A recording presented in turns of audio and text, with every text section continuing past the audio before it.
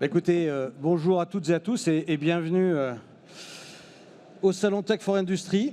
J'ai le plaisir aujourd'hui d'animer une table ronde, je pense, passionnante au regard du sujet du salon, bien évidemment, mais surtout au regard du contexte stratégique dans lequel nous évoluons aujourd'hui, à savoir la souveraineté industrielle de la défense française.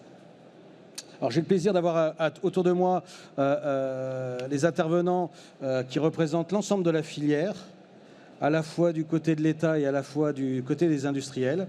Et on va couvrir des sujets qui vont parler de la souveraineté industrielle, de la technologie dans ce cadre, et également des challenges auxquels l'ensemble de la filière fait face. Donc j'ai le plaisir de vous présenter Laurent Moser, directeur général opérations et performances de Naval Group.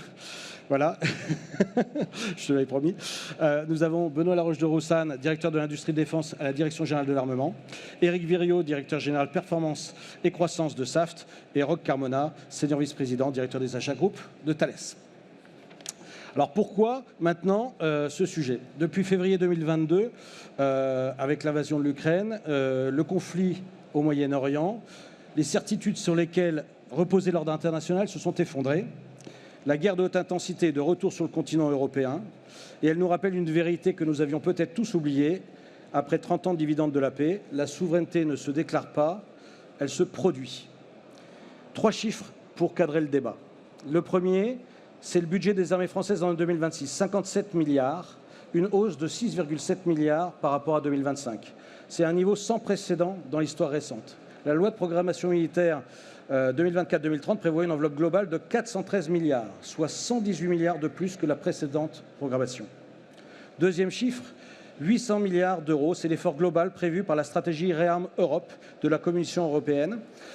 Mais l'Europe reste structurellement dépendante de fournisseurs hors UE, de près de 80% des commandes de défense. Donc ça soulève effectivement des questions que nous aurons l'occasion d'aborder. L'ambition est donc là, les moyens arrivent. La question est, est-ce que notre tissu industriel est en mesure d'y répondre? Enfin, troisième chiffre, 220 000 emplois directs et indirects. C'est ce que représente la BITD française. La BITD, c'est la base industrielle et technologique de défense française, structurée autour de 9 grands groupes, représentés favorablement ici, et d'un réseau de 4000 PME, de plus de 4000 PME et start-up répartis sur tout le territoire. C'est donc un actif industriel et humain considérable, mais sous tension. Donc voilà le paradoxe que nous allons explorer aujourd'hui ensemble. La commande publique est au plus haut, les budgets sont là, la volonté politique est affirmée, et pourtant la montée en cadence doit faire face à plusieurs défis, des réalités concrètes, des chaînes d'approvisionnement fragiles et des matières premières critiques, on l'a vu encore tout récemment, sous tension, des compétences rares, et on est dans un salon industrie et technologie disputé par les géants du numérique, des briques technologiques, intelligence artificielle, data, cybersécurité, dont la maîtrise souveraine pose question ou n'est pas garantie. C'est précisément ce saut entre l'ambition et l'action que nous interrogeons aujourd'hui avec nos amis cadres dirigeants de la filière défense française, depuis la salle des commandes de la DGA au chantier naval, les usines de batterie ou la fonction achat d'un leader mondial de la technologie comme Thales. Pour ouvrir le débat, Benoît Laroche de Roussanne, j'ai envie de vous poser la question en quoi la Direction générale de l'armement, qui célèbre ses 65 ans cette année, est-elle au cœur du pilotage de cette ambition pour l'ensemble de la BITD et quelle est la dynamique lancée depuis un an que vous avez pris vos fonctions? Merci beaucoup, bonjour à toutes et à tous. J'ajouterai juste peut-être un chiffre à ceux que vous avez cités qui présentent déjà beaucoup la dynamique à laquelle nous devons faire face, ou plutôt que nous devons accompagner. C'est celui de 36 milliards d'euros, au-delà des 413 milliards que vous avez mentionnés, l'actualisation de la loi de programmation qui est en discussion au Parlement. La commission mixte paritaire a lieu en ce moment même, prévoit d'ajouter, en tout cas dans la copie du gouvernement, au moins 36 milliards d'euros de plus à cette trajectoire de 413. Voilà. Et 36 milliards quasi exclusivement sur de l'acquisition de systèmes d'armes. Donc, ce qui montre bien que cette dynamique, non seulement elle est là, mais elle s'accélère et malheureusement elle est là pour durer. Je pense que le contexte géopolitique que nous voyons tous les jours ne peut qu'en confirmer, cette prédiction et cette pérennité de ce mouvement que nous observons. Comment est-ce que nous accompagnons ce mouvement à la DGA? Alors, déjà, je pense que le rôle de la Direction d'industrie de défense, qui est récemment créée, a toujours été, depuis 65 ans, de permettre que la France puisse disposer de son autonomie stratégique, c'est-à-dire puisse produire, puisse utiliser et puisse exporter librement les systèmes d'armes qu'il produit. Et donc ça veut dire disposer d'une BITD, une base industrielle technologique de défense souveraine, qui maîtrise l'ensemble du spectre capacitaire. Je pense que c'est important toujours de se le rappeler, on le voyait encore au salon Eurosatory la semaine dernière. La France est quand même un des rares pays, voire peut-être 2 ou 3 pays au monde, à maîtriser réellement l'ensemble des briques nécessaires à la constitution d'une armée complète, de la dissuasion jusqu'au drone. Pendant de très nombreuses années, donc, notre travail a été de nous assurer justement que ces compétences clés que vous mentionniez restent en France et que l'on maintienne la capacité de produire en France, de concevoir en France, donc de gérer, si je puis dire, la pénurie.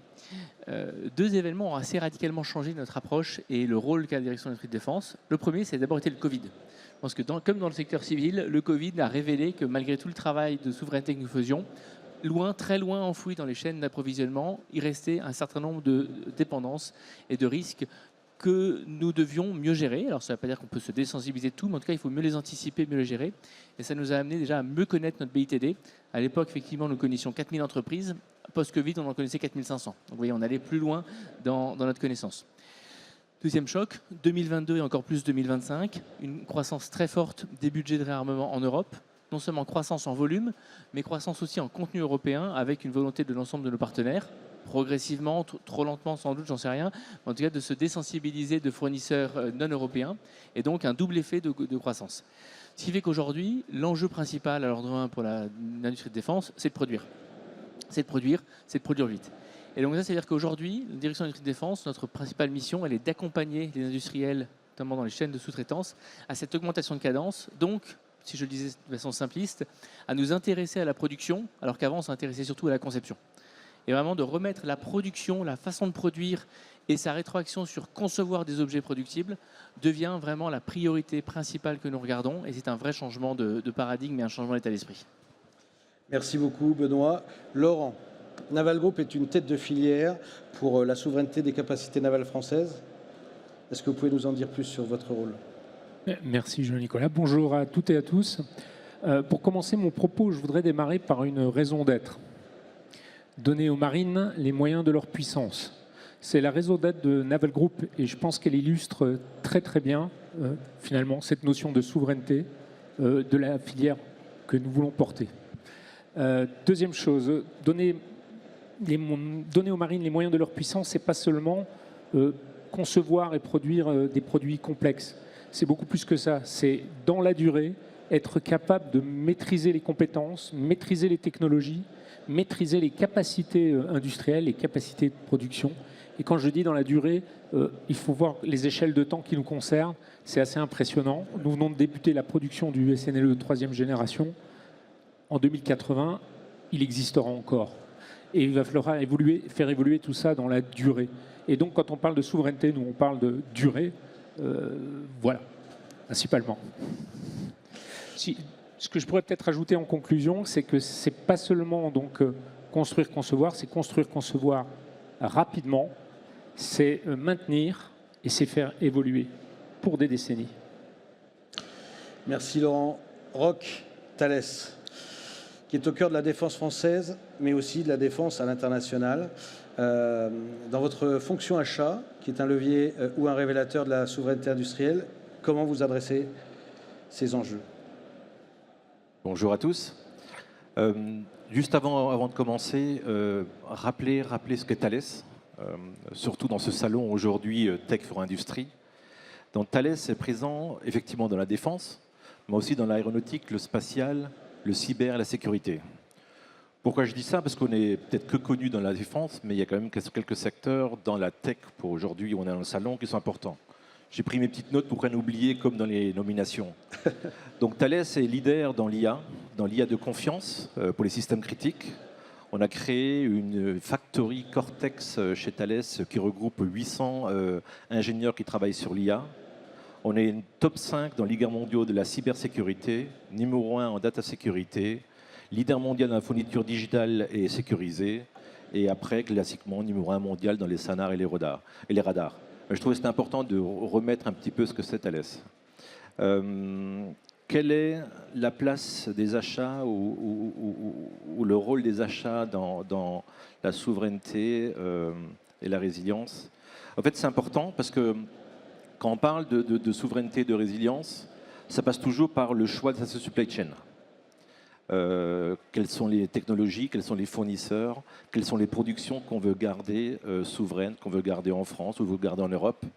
Et donc ce choix qui se fait naturellement en collaboration avec la DGA pour s'assurer qu'on sélectionne les bons fournisseurs, qu'on sélectionne les bons champions, qu'on sélectionne les bonnes technologies à garder est primordial pour, entre guillemets, la souveraineté nationale. L'autre rôle qu'on a côté achat, notre contribution est s'assurer qu'une fois qu'on a sélectionné le champion de filière, le champion en technologie, le champion de sa supply chain, on s'assure qu'il performe, qu'il exécute correctement. Parce que sinon, vous pensez bien que Benoît ne me laissera pas en paix si mon fournisseur est défaillant. Mais on s'assure effectivement, et ça c'est notre rôle en tant que donneur d'ordre, de s'assurer que non seulement on a choisi les bonnes technologies, les bons fournisseurs, mais on accompagne d'un point de vue maturité industrielle, d'un point de vue cybersécurité, d'un point de vue informatique, qu'on a les bonnes pièces au bon temps et à l'heure. Merci Roch. Eric, Saft, champion français en forte croissance et surtout entreprise centenaire. C'est ce que vous m'avez révélé lorsqu'on a préparé cet échange. En quoi Saft est une brique critique de cette souveraineté sur un marché mondial qui est dominé par les Chinois? Alors en effet, Saft, c'est une entreprise centenaire. Et je suis finalement très fier de siéger aux côtés de mes collègues Naval, Thales et la DGA, parce que finalement on se dit, qu'est-ce qu'une entreprise de batterie, même centenaire, fait au milieu de ses illustres collègues? Et bien en fait, c'est assez simple, c'est l'accès à l'énergie. C'est-à-dire que l'accès à l'énergie aujourd'hui, alors on fait partie de Total Energy, comme certains d'entre vous le savent, on fait partie de Total Energy, mais l'énergie, elle n'est pas toujours disponible. On l'a appris avec Hormuz. Et sur les batteries, eh bien, c'est la même chose. En opération, je crois qu'on doit avoir de l'énergie disponible en tout temps, longtemps, plusieurs dizaines d'années parfois. Et ça, c'est très compliqué à obtenir. Et on a la chance, en France, d'avoir un champion qui s'appelle Saft. Je dirais même en Europe, parce qu'il n'y a pas d'équivalent européen de Saft. Et je pousserais même jusqu'à dire peut-être au monde une société capable de servir tous les marchés, l'aérospace, la défense, les énergies renouvelables, les sous-marins et tous les marchés qui peuvent être extrêmes pour le fonctionnement d'une batterie. Merci Eric. Benoît, donc je le disais tout à l'heure, ça fait à peu près 1 an donc vous avez pris vos responsabilités en tant que directeur de l'industrie de défense. Ce poste d'observation et aussi de cadrage et de guide finalement pour les investissements vous permet de constater la façon de travailler des industriels et entre les forces. Quel est le principal verrou que vous constatez, structurel, financier, humain, et qui pourrait freiner ou qui freine la montée en cadence? Alors, s'il y en avait qu'un, j'espère qu'on aurait déjà réussi à le résoudre. Donc ils sont nombreux. Enfin, en tout cas, ils sont de nature diverse. Parce que peut-être le verrou... Le premier qui me vient à l'esprit résulte de ce que je disais, c'est passer dans une logique de production. C'est un changement culturel assez fort, mais qui s'applique aussi à la DGA et au ministère des Armées, très fortement. C'est vraiment changer, on a changé le monde, on le sait, et maintenant il faut que ça infuse dans toutes nos pratiques et dans la façon dont on aborde l'ensemble de nos enjeux avec l'industrie. Donc le premier, c'est vraiment celui-là, c'est d'arriver collectivement à faire évoluer notre modèle pour passer dans une logique où la production devient un enjeu, devient en fait aussi un asset stratégique, devient une forme de, j'oserais le mot de dissuasion, en tout cas de façon de nous protéger d'éventuelles menaces futures. Ensuite, une fois qu'on a dit ça, comment est-ce qu'on arrive à adresser ce sujet? Quelles sont les problématiques que nous accompagnons, pour lesquelles nous accompagnons la BITD? J'espère qu'on ne fait pas que l'observer, qu'on est aussi dans l'action. J'en ai 3 principales. La première, c'est l'enjeu RH. Enjeu RH, tous les industriels qu'on rencontre, encore le cas, je disais à l'Eurostar la semaine dernière, quand je pose la question aux chefs d'entreprise, quelle est votre première difficulté, comment est-ce qu'on peut vous aider? Le recrutement, je pense qu'on n'est pas spécifique là à l'industrie de défense. En tout cas, je laisserai mes collègues me confirmer ou pas, mais on n'a pas de réticence particulière vers l'industrie de défense. On a plutôt une méconnaissance des métiers industriels à tous les niveaux, ingénieurs, techniciens, ouvriers, et une méconnaissance donc, de ces métiers, de ce qu'ils permettent de faire, et une difficulté du coup à attirer. Donc premier point, le sujet RH. Deuxième point, c'était le financement. Pour croître, pour accélérer, pour investir dans des capacités de production supplémentaires au niveau des maîtres d'œuvre, mais aussi dans toute la chaîne de sous-traitance, il faut du financement. Pendant de très nombreuses années, financer l'industrie de défense, c'était compliqué, voire très compliqué, c'était mal vu. Dans les critères ESG, la défense, c'était entre la pornographie et les jeux d'argent, c'était pas très bien. C'était interdit, on parlait d'armes controversées, enfin, il y avait beaucoup de barrières qui avaient été mises. Parce que depuis 1 an et demi, un gros travail a été réalisé avec nos collègues du ministère des Finances et de l'économie à Bercy pour, en tout cas, lever ou au minimum abaisser un certain nombre de ces barrières. Je pense que maintenant, on est bien arrivé à ce sujet. Le terme d'armes controversées n'existe plus, en tout cas n'est plus censé exister. Et de très nombreuses institutions se mettent à investir dans la défense. Donc ce deuxième verrou, il est en passe d'être levé. Maintenant, il faut que l'argent qui a été récolté et levé par des fonds d'investissement notamment arrive jusqu'à l'économie réelle et jusque dans les entreprises. Donc ça prend un peu plus de temps. Les premières opérations ont été annoncées récemment par des fonds que nous accompagnons, en tout cas que nous conseillons, n'est pas le bon mot, mais que nous éduquons en tout cas sur les sujets de défense. Donc ça va commencer à avoir la transformation. Le troisième élément, c'est continuer à travailler avec les grands maîtres d'œuvre pour avoir une chaîne de valeur qui fonctionne le mieux possible. C'est le cas dans le cadre du plan PEPS. On aime beaucoup les acronymes dans le ministère des Armées. Donc le plan en faveur des ETI, PME et start-up. Des conventions sont signées avec les grands maîtres d'œuvre pour qu'on s'engage à créer une filière qui fonctionne bien, c'est-à-dire avec de la visibilité qui descende des maîtres d'œuvre vers le rang 1. Je crois que ça se passe très bien. Il faudrait que ça aille du rang 1 au rang 2, du rang 2 au rang 3, voilà, que ça descende toute la chaîne de valeur, qu'il y ait des bonnes répartitions de cette valeur, que nos maîtres d'œuvre aussi et nous-mêmes aidions nos PME à se structurer, à se projeter aussi à l'international, notamment en Europe, dans un marché, comme je disais, en croissance. C'est aussi des marchés à aller prendre en se positionnant comme sous-traitants. Ça les renforcera. Donc voilà un peu le troisième grand chantier ou le troisième grand verrou qu'il faut qu'on arrive à débloquer pour avoir une base industrielle et technologique de défense qui soit plus robuste et plus à même d'investir et de proposer des capacités de production aux grands maîtres d'œuvre. Transition merveilleuse. Merci Benoît pour parler des succès d'export, puisque récemment Naval en a eu un remarquable. Alors Laurent, je vais reprendre directeur opération et performance, c'est les achats, le digital, la data, la performance opérationnelle. C'est une position assez rare dans une entreprise de la taille de Naval Group. Par quel bout on commence, justement? C'est pas parce que c'est dans le titre, mais je commence par la performance opérationnelle, très clairement. Dans notre industrie, la souveraineté, comme je l'ai dit déjà auparavant, elle commence pas seulement par les technos, par produire, concevoir, etc. On a une forte montée, on a une montée en charge évidente, les budgets sont là, et donc maintenant, le mot a été cité avant, il faut livrer. Le mot livrer me paraît être le plus important. Et donc c'est là où vraiment il faut commencer à se préparer à ça. Et pour ça, la première chose à faire, c'est déjà, il y a des investissements à faire, des investissements qui sont lourds. Dans notre cas, on est face à beaucoup d'investissements. Il faut qu'on fasse les bons choix. Il faut qu'on pèse chaque investissement et que pour chacun de ces investissements, on voit bien quelle valeur on veut en sortir. Parce que franchement, c'est la priorité. On n'a pas les moyens, dans des budgets contraints, dans des ressources de plus en plus rares, de pouvoir faire tout ce qu'on veut. Le deuxième axe sur lequel il faut appuyer, ça a déjà été évoqué juste auparavant, c'est la supply chain, la résilience de la supply chain. Aujourd'hui, une entreprise comme Naval Group, c'est 3500 fournisseurs, dont 80% sont des PME, PMI. Donc quand même c'est pas une BITD, dont une partie de la BITD, mais c'est quand même un panel assez émietté. Et donc il faut qu'on soit en capacité à soutenir cette filière, à l'accompagner, à la faire progresser parfois, parce que dedans il y a des pépites extraordinaires, capables de faire des produits extrêmement complexes, mais qu'on a besoin de faire monter en compétences parfois sur toute la performance opérationnelle. Voilà. Et puis dernière chose, il faut aussi être extrêmement vigilant, par exemple sur les délais de paiement, sur le respect des délais de paiement. Ça me paraît fondamental et je pense aujourd'hui qu'on peut s'enorgueillir d'être très vigilant là-dessus et d'être plutôt performant, voire même de mettre en place des outils qui nous permettent de surveiller la capacité économique de nos fournisseurs avec des mesures de signaux faibles et puis avec des échanges avec la DGA qui sont extrêmement importants pour anticiper le plus possible les difficultés de certains de nos fournisseurs. En gros, côté supply chain, ce que je dirais, il faut arrêter d'être dans des relations qui sont de passage de commande pour un produit ou pour une prestation. Il faut passer sur quelque chose que moi j'appelle l'entreprise étendue, qui va beaucoup plus loin. Dans ce monde de l'industrie de défense, tout seul, on n'est pas grand-chose. Donc il va falloir aller vers une industrie beaucoup plus solidaire et beaucoup plus, je dirais, plus solidaire, c'est le bon mot. Voilà. J'aime beaucoup cette notion de responsabilité des plus grands pour aider les plus petits, parce que c'est souvent le maillon le plus faible qui fait la réussite ou l'échec. Roch, 10 milliards d'achats, 17 000 fournisseurs dans 35 pays. Vous avez vous-même résumé vos deux grands défis, résilience et souveraineté. Concrètement, comment ces deux objectifs s'articulent au quotidien et parfois frottent chez Thales? Donc résilience et souveraineté.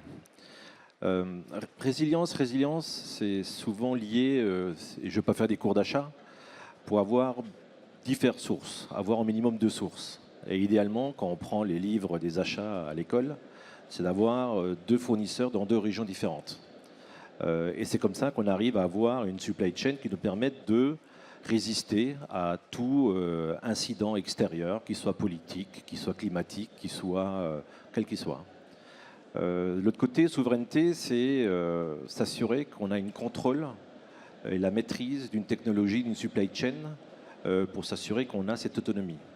On ne le fait pas tout seul, on le fait souvent avec les États et en France avec la DGA, pour s'assurer qu'effectivement on garde en France la bonne partie souveraine dans tel ou tel équipement ou telle technologie. Vous allez me dire c'est contradictoire, on est un peu schizophrène. Donc d'un côté je diversifie, de l'autre côté je centralise. En fait on fait les deux. Et c'est notre challenge tout le temps avec la DGA et d'autres gouvernements de dire oui, souveraineté, mais on peut au moins l'avoir sur 2 sites différents en France, dans 2 provinces différentes, en cas de faillite, en cas d'incendie ou quoi que ce soit. On essaie tout le temps ce débat avec la DGA et d'autres ministères pour s'assurer qu'effectivement, non, nous ne sommes pas schizophrènes, on veut la souveraineté, mais en même temps on veut diversifier. Et c'est important de faire les deux. Donc effectivement, ça frotte un petit peu des fois en interne ou avec les ministères ou la DGA. Mais je pense que c'est important d'avoir ces discussions. Et attention, 2 petits points. Souveraineté, on voit de plus en plus aujourd'hui une souveraineté européenne. On peut faire ça dans les pays voisins, dans les pays amis. Et l'autre point d'attention, souvent, on a tendance à voir la souveraineté comme une isolation. On se referme à des développements, à l'innovation, à des accès technologiques.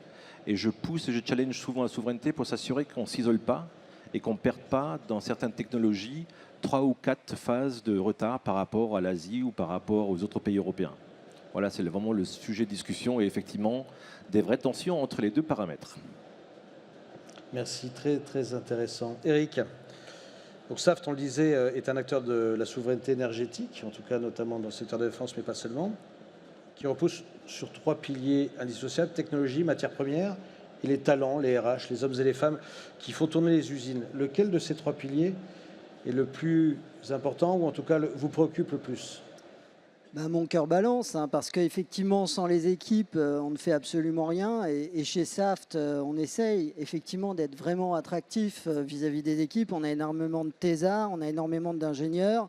Et je vais transitionner sur la technologie. En fait, la batterie, ce qu'il faut savoir, même si elle est dominée aujourd'hui par les Chinois, c'est une technologie incrémentale. C'est-à-dire qu'on voit régulièrement des gens dans la presse qui disent avoir trouvé une nouvelle chimie, une nouvelle solution miraculeuse des startups.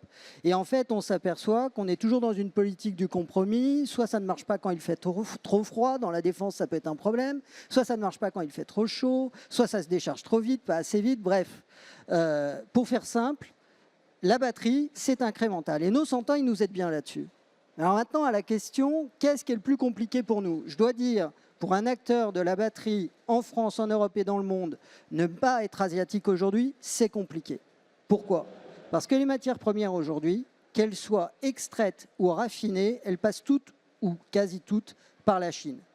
Donc on a un énorme travail, comme Roch à mes côtés, pour essayer de faire du double sourcing, pour dérisquer, je dirais, nos fournisseurs, pour éviter qu'on soit soumis à des licences d'exportation, c'est-à-dire que nos fournisseurs décident et choisissent d'à qui on peut vendre. C'est-à-dire que si on achète par exemple un graphite et qu'on vend dans des situations d'opérations de défense, eh ben, techniquement, notre fournisseur peut nous empêcher de fabriquer notre produit. Si notre produit n'est pas fabriqué, mes clients ici présents ne peuvent pas fabriquer le leur. Et c'est absolument dramatique en termes de souveraineté. Donc là, il ne faut surtout pas être naïf, il faut être très clair sur cette situation. Et là, on a besoin d'un soutien massif qui est donné par l'État, par la DGA, pour avoir des réunions sur les matériaux critiques et trouver des solutions alternatives, non pas pour annihiler les fournisseurs asiatiques ou chinois, parce qu'ils ont la compétence, pas du tout, mais pour avoir une alternative crédible, afin que chacun puisse se respecter naturellement, chacun avec ses compétences, et qu'on puisse avancer sans être avec un pistolet sur la tempe, à se dire, un jour, ils peuvent nous couper les robinets, et on ne sera plus en capacité de livrer nos clients. Donc finalement, le sujet le plus critique, Même si les deux autres sont hyper importants, ça reste quand même l'approvisionnement en matières premières. Merci Eric, très, très intéressant. Et on voit donc la complexité d'être souverain à certains égards et donc d'avoir des accords au niveau politique, géopolitique qui permettent de limiter ces risques-là. Benoît, la DGA a publié des notes d'orientation industrielle sur les drones, la fabrication additive, les nanosatellites, d'autres certainement. Comment ces feuilles de route technologiques se traduisent-elles en commandes concrètes? Premier point. Et quels sont les verrous technologiques les plus urgents à lever, le cas échéant, pour garder la maîtrise des systèmes numériques de défense? Vaste question. Oui. Alors, la première, c'est très simple. Il n'y a aucun lien. Ces notes d'orientation industrielle, justement, leur objet n'est pas c'est pas des appels à manifestation d'intérêt ou en vue d'un contrat. C'est plutôt de partager avec l'ensemble des acteurs des chaînes industrielles et de l'innovation, quelles sont les grandes directions que la DGA, singulièrement la Direction de l'Industrie de Défense, mais vous vous doutez bien qu'on prépare ces notes avec tous nos collègues de la DGA, notamment ceux qui pensent le futur de nos systèmes d'armes et ceux qui pensent l'innovation de défense, pour donner des lignes directrices, des directions, des intuitions que nous avons, les partager pour faire évoluer, pour donner cette direction à l'industrie pour qu'elle aille dans le sens qui nous semble être celui dont nous aurons besoin à court ou moyen terme. Pour les drones, par exemple, ça s'est traduit par la construction de ce qu'on appelle le pacte drone, qui est un cénacle au sein duquel se rencontrent les forces, la DGA et tout un tas d'acteurs industriels, certes des dronistes, mais aussi des composantiers, voire des acteurs de l'industrie civile qui sont venus pour apporter leur capacité de production. Il y a eu des annonces assez nombreuses à Eurosatory aussi sur ce sujet. Et donc c'est dans ce cadre ensuite qu'ont lieu les discussions, qu'ont lieu les échanges, que naissent des alliances parfois assez surprenantes qui amènent Renault à faire des drones qui volent. Voilà, c'est pas forcément ce qu'on avait imaginé au début. Et donc c'est bien ça c'est à ça que servent ces notes d'orientation industrielle, c'est orienter, mettre ensemble les acteurs industriels pour faire émerger des solutions et des idées nouvelles. Parce que vous l'avez dit, il y a un certain nombre de verrous qui devront être levés, il y a des vulnérabilités qu'il faut qu'on maîtrise. Et je pense que pour en citer quelques-unes, j'étais ce matin justement dans une table ronde devant des investisseurs qui me demandaient mais dans quoi devons-nous investir qui vous sera utile? Déjà, regardez où est-ce que l'État met de l'argent. Ça peut être une bonne indication. Donc il y a eu le rechargement du plan quantique qui a été annoncé par le président il y a 2 semaines. Le Premier ministre a aussi annoncé un plan industrie duale de 300 millions d'euros de France 2030 qui a été annoncé et qui va être détaillé très bientôt, et dans lequel il y aura simplement 3 piliers. Un pilier, vous en parliez, matières premières. C'est absolument clé d'arriver à se désensibiliser et à avoir des options d'accès souverain à ces matières premières sur toute la chaîne qui permet ensuite de les utiliser. Ce n'est pas uniquement l'extraction, mais c'est aussi et peut-être même surtout d'ailleurs le raffinage. Et le recyclage, c'est tout ça qui doit nous permettre d'être plus souverains. Deuxième grand volet, c'est sur des briques justement technologiques de rupture qui seront utiles à un très grand nombre de systèmes d'armes. Vous voyez, si on pense à un drone, ça va être une carte de communication. Et là, je crois que Thales d'ailleurs a aussi fait des annonces à Eurosatory, de kits de communication pour l'équipement en masse pas trop cher. Mais c'est des moteurs, de préférence en terre rare ou sans aimant permanent, des batteries. Voilà. Et après, le plastique pour relier le tout, c'est un peu plus facile. Donc c'est ça, ces briques-là sur lesquelles on essaie d'orienter l'industrie pour qu'ils apportent des solutions, des idées nouvelles qui nous permettront de disposer de ces briques de base de manière souveraine. C'est-à-dire qu'il faut vraiment, dans la réflexion, que ces outils, que ces briques, elles doivent pouvoir être produites en Europe et surtout qu'elles doivent pouvoir être produites en masse. Merci Benoît. Laurent, le jumeau numérique fameux du programme Barracuda est devenu une référence mondiale. Quelle est la prochaine frontière technologique pour Naval Group? IA embarqué, maintenance prédictive, automatisation. Et comment vous faites pour que ça reste sous contrôle français? Le numérique, il y a de l'eau qui a déjà coulé sous les ponts. Dans ce domaine-là, ça va, les choses vont extrêmement vite. Ça nous a permis de bien comprendre que ça pouvait être un levier très fort de performance. Mais au-delà des solutions techno, bien sûr, on travaille sur l'IA embarqué, sur les systèmes autonomes, sur les architectures ouvertes, etc., côté produit. Mais vraiment, ce qui est important pour nous aujourd'hui, et un des gros enjeux, c'est comment on va mettre toute cette technologie au service de la performance opérationnelle. C'est extrêmement fort. Et moi, j'ai 3 dimensions que je me suis noté pour préparer cette table ronde. Et la première, c'est ce qu'on appelle chez nous la continuité numérique du produit. C'est la donnée qui est créée dès la conception et qui va traverser tout le processus de la conception, de la production, des essais et ce qu'on appelle le maintien en condition opérationnelle de la maintenance du produit puisse être conservé et valorisé tout au long du processus. Et c'est loin d'être une affaire très simple, hein, avec les ruptures de solutions tech. La deuxième axe que je veux aborder, c'est la transformation de nos environnements industriels. C'est comment on amène au plus près de l'opérateur, du technicien, la bonne information au bon moment, à jour bien sûr. Ça, c'est le deuxième axe. Et le troisième, parce que je ne suis pas sûr qu'on ait déjà prononcé le mot, mais c'est peut-être moi qui vais le dire le premier, l'intelligence artificielle. On n'y coupe pas. Mais c'est un usage maîtrisé de l'intelligence artificielle dans notre domaine. Les premiers pas, c'est dans l'aide à la conception. C'est dans la cybersécurité, la sécurisation de nos systèmes d'information. C'est aussi l'exploitation des données en général. Et puis, c'est assister l'ensemble de nos collaborateurs dans leurs activités de tous les jours. Alors, c'est un peu particulier chez nous. Quand on va commencer à parler des technologies de cloud et d'intelligence artificielle, il faut savoir qu'une entreprise comme Naval Group, on gère beaucoup de données sensibles, voire quasiment que de la donnée sensible. Donc pour nous, il n'est pas question d'aller se mettre sur un cloud. Je ne donnerai pas de nom, je me fâche avec personne. Des très bons clouds souverains. Non. Nous avons absolument besoin de sécuriser toutes notre donnée. Donc c'est un projet que nous avons lancé en 2023, qui nous amène à avoir un cloud privé, totalement privé, avec des capacités d'inférence, de faire tourner des modèles d'IA en interne chez nous. Et ça, c'est le gros investissement que nous avons fait. Voilà. Très intéressant. Et Benoît, j'ai noté, je crois, c'était il y a 2 jours, l'annonce de 600 millions vers l'IA par le gouvernement français. Donc on voit que l'intelligence artificielle qu'on n'avait pas mentionnée nécessairement jusqu'à présent prend une autre empreinte. Roch, la technologie, bien sûr, au niveau de la fonction achat, non seulement dans ce que vous achetez, mais comment vous le gérez vous-même en tant que directeur des achats, est un levier très important. Et donc, on parlait de la souveraineté de la supply chain et des systèmes critiques. Comment vous gérez ces sujets de données, cartographie fournisseur, sécurisation des approvisionnements, et comment la technologie joue un rôle dans ce cadre? Donc, juste un message pour Laurent, j'ai des idées pour des clouds souverains. Sinon, je sais en citer un qui a été validé, certifié par l'ANSSI. Oui, mais le seul. Pas de diffusion restreinte.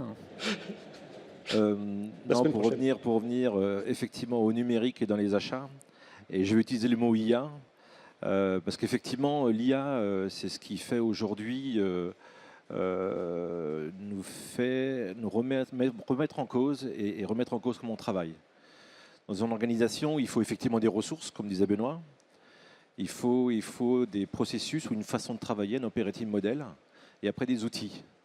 Et on voit qu'aujourd'hui, l'IA est en train de vraiment disrupter la partie outils, parce que, comme disait Laurent avant, ça nous donne accès à de l'information, à des sources beaucoup plus rapidement, du machine learning. Mais si on rajoute la partie agentique sur l'IA, ça, c'est en train de complètement perturber et disrupter notre façon de travailler, donc notre gouvernance et notre operating model. Dans les achats, on s'est appuyé sur des outils et un prestataire externe, sur de l'IA, qui nous a permis de faire un peu comme vous, Laurent, mais apparemment en retard, un double digital de presque tous nos produits, et pouvoir, via l'IA, commencer non pas à être réactif à des crises ou des situations, mais être prédictif, simuler, anticiper, avec des accès à des données extérieures sur de la banque, sur de la finance, sur la météo, sur des crises, etc. Et pouvoir voir la robustesse de ma supply chain via un twin digital et voir effectivement quels sont les risques, qu'est-ce que je dois faire en avant. On commence à être prédictif et je trouve ça très intéressant. Merci Roch. Eric, les batteries sur les équipements, les SKU, tout ce qui est sensible, dans des situations extrêmes bien souvent, ou sur des tas d'opérations, comment vous assurez ou vous garantissez la souveraineté des données générées par ces batteries? Alors c'est un énorme sujet, les datas des batteries. Pourquoi? Parce qu'évidemment, on en revient à cette question d'énergie qui est évidemment cruciale en opération. Alors on n'a pas toujours des données, parce qu'on a 2 façons de travailler avec nos clients. Soit on leur vend la cellule simple et ils assurent tout le système qui est autour. Et dans ce cas-là, nous, on n'est pas en charge et on n'a pas accès aux data. Donc ça, c'est un choix des clients et souvent dans la défense, c'est le choix qui est fait en toute logique. Et puis on a d'autres clients qui n'ont pas cette expertise pour pouvoir construire des systèmes de batterie complets et qui nous demandent de le faire, donc on sait le faire. Et dans ce cas-là, on a accès à un certain nombre de data et il faut qu'on le gère. Alors déjà, dans nos cartes électroniques, comme le font sans doute nos collègues, on a des firewalls et un screening et des choix de composants qui ne sont pas chinois, qui ne sont pas attaquables. Et ça nous permet de faire un premier firewall sur la data. Le deuxième, c'est que nos collègues de données, elles sont aujourd'hui entièrement maîtrisées. Et donc, elles nous permettent de donner des données simples, mais qui ne sont pas stratégiques. Je vais vous donner un exemple très basique. On vient de faire un logiciel de maintenance prédictive de nos batteries qui permet pour le client d'avoir accès à une info hyper importante pour lui, qui est de dire, mais pendant combien de temps je vais pouvoir continuer à l'utiliser? Ça paraît très simple, mais en fonction des opérations dans lesquelles on exerce, ça peut être très très compliqué. Il y a des impacts de température, des impacts de saleté, des impacts. Il y a plein de choses qui rentrent en compte dans une batterie et qui font que on peut faire varier sa durée de vie.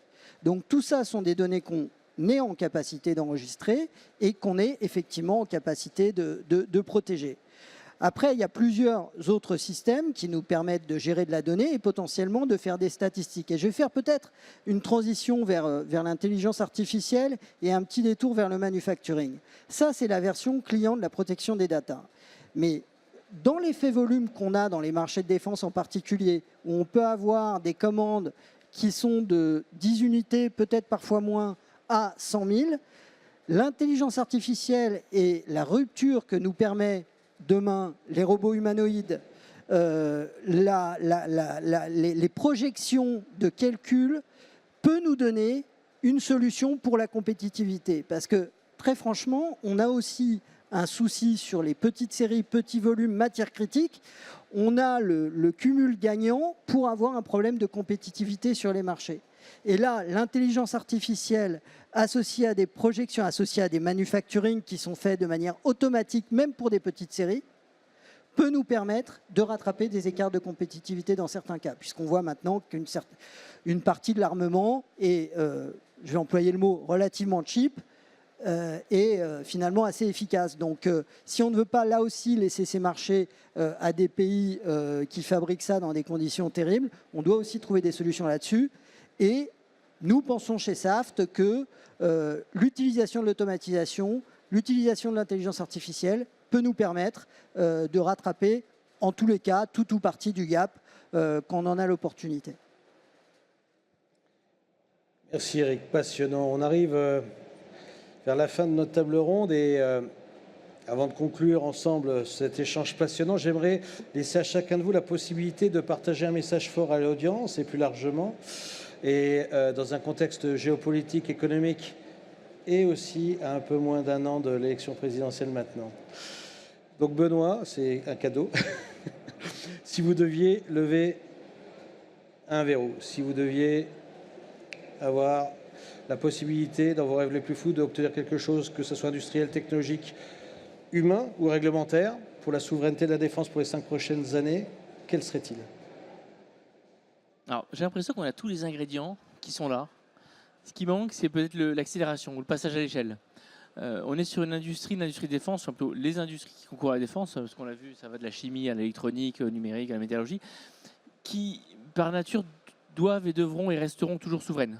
C'est un choix de la France de long terme. En revanche, elles peuvent être souveraines et non compétitives si elles n'exportent plus et si elles ne servent plus que les besoins nationaux, et ça nous posera des problèmes. Donc la souveraineté, ce n'est pas tellement une question, c'est une obligation sur ces industries. En revanche, comment est-ce que cette construction de nos grands anciens doit continuer de servir la souveraineté de l'industrie française dans son ensemble? Pour moi, c'est ça l'enjeu. Et en tant que directeur d'industrie de défense depuis un an, voilà, c'est un peu ce qui m'anime aussi et ce qui m'angoisse ce matin. La France est le deuxième exportateur mondial d'armement. Toute cette BITD a été construite. On peut le perdre rapidement. Donc il faut qu'on bouge très vite pour ne pas le perdre. Et encore une fois, tous les ingrédients sont là. C'est vraiment une question de trouver le bon timing pour accélérer et passer à l'échelle. Laurent, même question. Performance opérationnelle, technologie, talent, d'autres peut-être? Quel est votre rêve le plus fou ou celui dont vous pourriez penser que... Enfin, moi, c'est l'axe talent que je mets largement en avant. Il faut bien se faire à l'idée quand même que c'est des femmes et les hommes qui font fonctionner tout ça, qui sont dans la durée capables de concevoir des produits extrêmement complexes, de les entretenir, de les produire, de les entretenir, et tout ça dans la durée, je l'ai déjà exprimé, mais c'est vraiment une question de talent. Chez nous sommes 17 000 chez Naval Group. Nous avons embauché sur les 3 dernières années 4 500 personnes. Donc ça vous montre l'enjeu talent auquel on est confronté. C'est à peu près 373 métiers que nous avons identifiés, dont certains qui sont très particuliers. On pourrait parler de propulsion nucléaire, d'architecte sous-marin. C'est des mots qui résonnent. Et donc c'est extrêmement compliqué. Donc, et puis je ferai le lien aussi avec ce que j'ai dit auparavant. Sans talent, il n'y a pas de performance. Sans talent, il n'y a pas de technologie maîtrisée. Et puis, il y a aussi la transmission des savoir-faire qui est importante. Donc pour nous, c'est un très, très, très gros enjeu dans lequel nous nous inscrivons, pourtant dans des contextes qui sont très difficiles, des bassins d'emploi qui sont saturés, une démographie qui ne plaide pas pour nous non plus. Donc on a décidé d'investir fortement en interne, classique, des choses parfois classiques, d'autres un peu moins.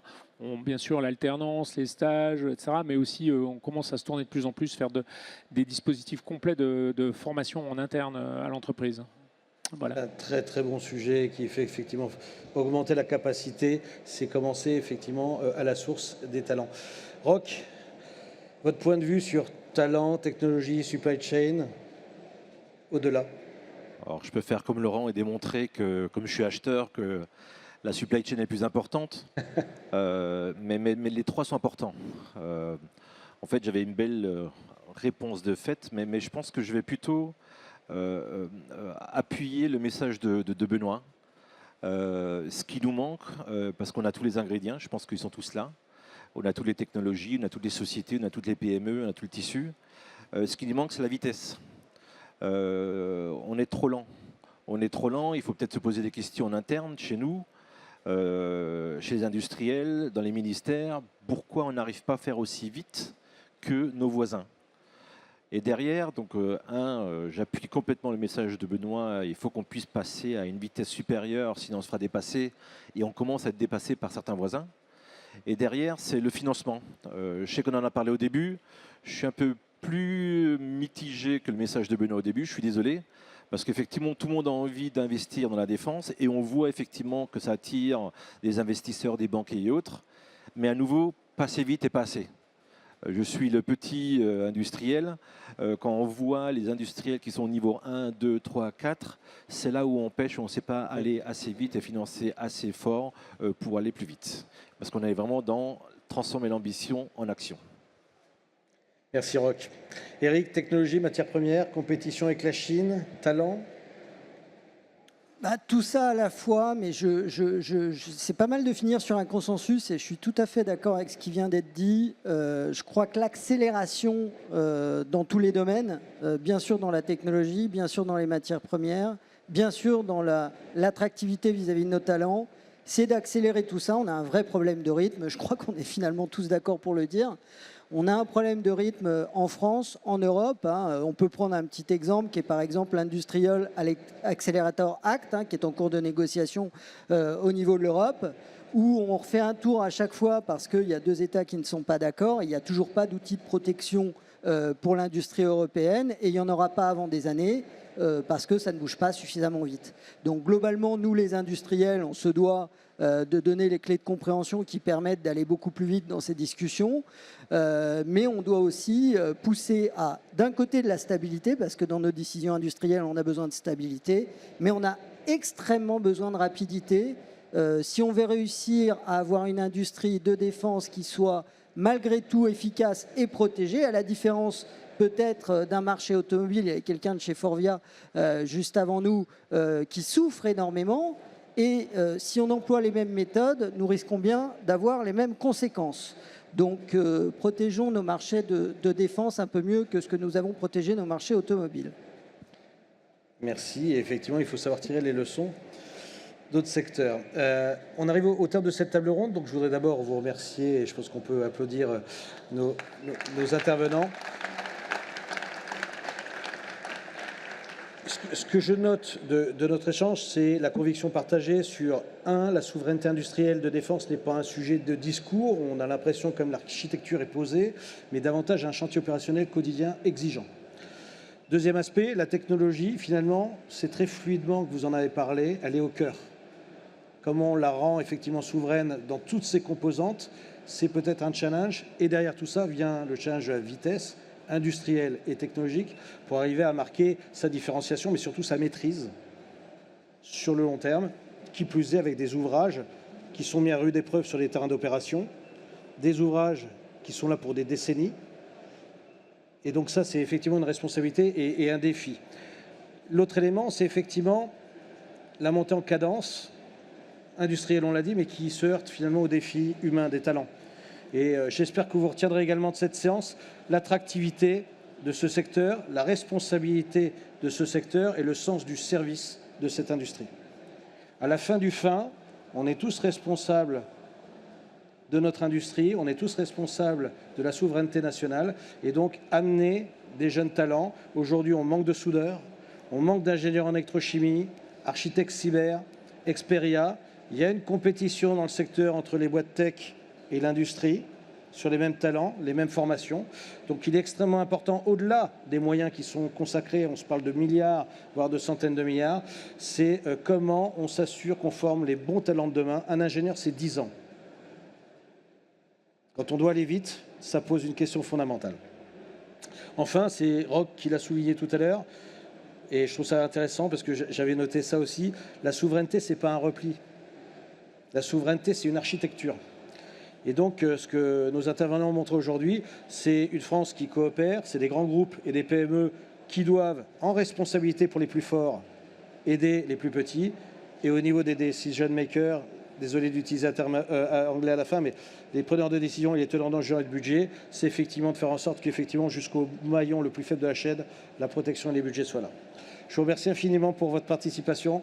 Merci à tous, excellente journée.